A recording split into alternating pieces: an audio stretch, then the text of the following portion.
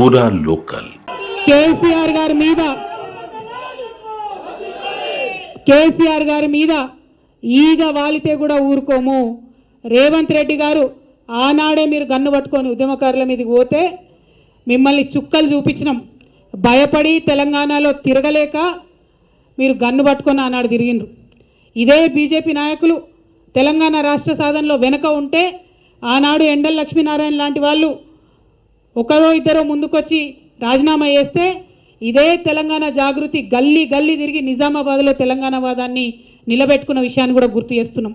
ఇవాళ అంశాలన్నీ మర్చి బీజేపీ వాళ్ళు తెలంగాణ కోసం ఒక్క మాట కూడా మాట్లాడకుండా 8 మంది ఎంపీలను గెలిపించిన నీళ్లు మనవి తరలించకపోతుంటే మాట్లాడకుండా ₹1 నిధులు కూడా కేంద్ర బడ్జెట్ నుంచి మాకు ఇవ్వకుండా మీరు చేస్తూ ఉన్నారు.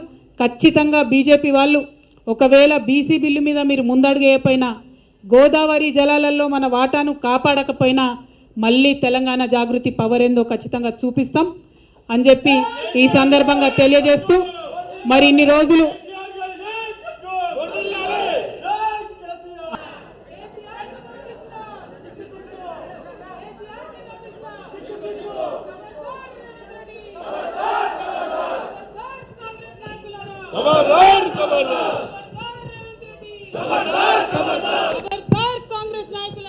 खबरदार खबरदार